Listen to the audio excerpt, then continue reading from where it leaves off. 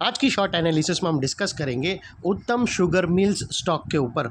और दोस्तों ये स्टॉक अगर आप देखो तो सितंबर 2024 से करेक्शन के अंदर चल रहा है। ओवरऑल अगर आप देखो तो ये स्टॉक ने पूरे हाफ ईयर अंडर करेक्शन में बिता दिए और करेक्शन में भी दोस्तों स्टॉक ने यहाँ पर दोनों तरह का करेक्शन दिया, प्राइस वाइज टाइम वाइज दोनों। पहले स्टॉक ने प्राइस वाइज करेक्शन दिया जहाँ पर ये stock deep down side correct हुआ, फिर स्टॉक ने टाइम वाइज करेक्शन के अंदर एक साइडवे कंसोलिडेशन करी, एक स्ट्रॉन्ग बेस बनाकर अल्टीमेटली उसको ब्रेकआउट किया है। और दोस्तों ये स्टॉक के अंदर मल्टीपल पॉजिटिव फैक्टर्स भी ट्रिगर हुए हैं जिसके तहत ये स्टॉक करंट लेवल से अपसाइड में 20% मूव दे सकता है।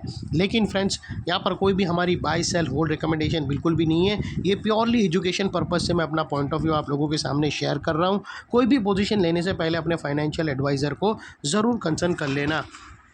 दोस्तों आप लोग देख सकते हो कि ये वो टॉप था जहाँ से स्टॉक के अंदर एक डाउनवर्ड स्लोपिंग पैरेलल चैनल के थ्रू करेक्शन ट्रिगर हुआ और जब तक स्टॉक के डाउनवर्ड स्लोपिंग पैरेलल चैनल में था स्टॉक के अंदर back to back lower lows trigger होते गए। दोस्तों अगर आप देखो तो फर्स्ट लोअर लोज यहाँ ट्रिगर हुआ, सेकेंड लोअर लोज यहाँ पर और लास्ट लोअर लोज यहाँ हिट हुआ। और जैसे ये downward sloping parallel channel upside में ब्रेकआउट हुई, इसने मल्टीपल हायर हाइज को ब्रेक करके उसके अबाउ सस्टेन क्लोजिंग देकर कंफर्म कर दिया करेक्शन कंप्लीटेड। यहाँ पर हमें दो मेजर पॉजिटिव सिग्नल मिले। पहले तो इसने डाउनवर्ड स्लोपिंग पैरेलल चैनल को अपसाइड में ब्रेक किया जिसके वजह से जो स्टीप डाउनसाइड फॉल आ रहा था प्राइस वाइज करेक्शन का वहाँ पर अल्टीमेटली ब्रेक लग गई। सेकेंडली इसके जो लोअर लोज थे वो हायर हाइज में शिफ्ट हुए क्लोजिंग बेसिस पे, जो हमें कंफर्म करता है कि स्टॉक के अंदर बॉटम लग गई है एज लॉन्ग एज इसके लोअर लोज प्रोटेक्टेड है। अगर लोअर लोज थ्रेट नहीं हुए तो ये स्टॉक के अंदर ऑल पोटेंशियल है टारगेट अपसाइड में हिट करने की।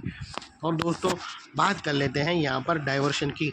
तो फ्रेंड्स अगर आप RSI डालकर चेक करो तो आपको यहाँ पर क्लियरली पॉजिटिव डाइवर्शन विटनेस होगा। प्राइस एक्शन के जो लास्ट लोअर लो स्विंग अगर आप देखो तो वो कंटिन्यूसली डाउन साइड की तरफ टिल्ट हुए हैं, वही RSI के अपसाइड में टिल्ट होकर यहाँ से हमें फर्स्ट ब्रेकआउट मिला है जो एक अपसाइड मोमेंटम पम्प कर सकता है स्टॉक के अंदर। और अल्टीमेटली बात कर लेते हैं यहाँ पर चार्ट पैटर्न की। तो फ्रेंड्स अगर आप देखो तो यहाँ पर हमें क्लियरली एक रेंज ब्रेकआउट यहाँ से विटनेस होता है। और दोस्तों इसकी जो नेकलाइन निकल कर आती है वो तकरीबन दोस्तों 225 के आसपास आती है।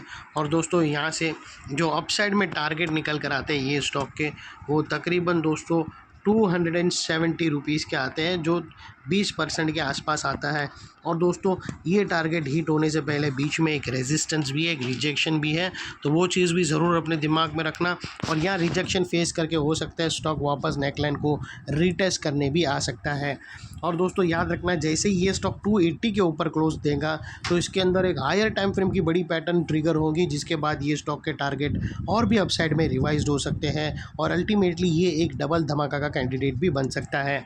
और फाइनली फ्रेंड्स नेकलाइन के पास का ये वाला एरिया एक इम्पॉर्टेंट सपोर्ट बनकर ट्रिगर हो चुका है बिकॉज दोस्तों मल्टीपल पॉजिटिव फैक्टर्स हमें यहाँ पर ही एक्शन में आते हुए मिले। यही एरिया पे हमने डाउनवर्ड स्लोपिंग पैरेलल चैनल को अपसाइड में ब्रेकआउट होता हुआ देखा, लोअर लोज हमें हायर हाइज में शिफ्ट होते हुए मिले, पॉजिटिव क्लियर डाइवर्शन मिला प्राइस एक्शन और RSI के थ्रू, और यहाँ पर ये दोस्तों हमें डार्वर्स बॉक्स पैटर्न ब्रेकआउट भी आइडेंटिफाई हुई। तो ये सारे मल्टीपल पॉजिटिव फैक्टर्स ब्रेकआउट के कारण नेकलाइन का ये एरिया जो अभी तक एक रेजिस्टेंस था वो अल्टीमेटली एक स्ट्रॉन्ग सपोर्ट बनकर ट्रिगर हुआ है। और इतने बड़े स्ट्रॉन्ग सपोर्ट के नीचे क्लोजिंग बेसिस पे आप लोगों का स्टॉप लॉस रहना चाहिए जो आसानी से ट्रिगर ना हो, और अगर ट्रिगर हो जाता है तो उसको सिंसियरली स्टॉप लॉस देकर ट्रेड को वाइंड अप कर देना चाहिए।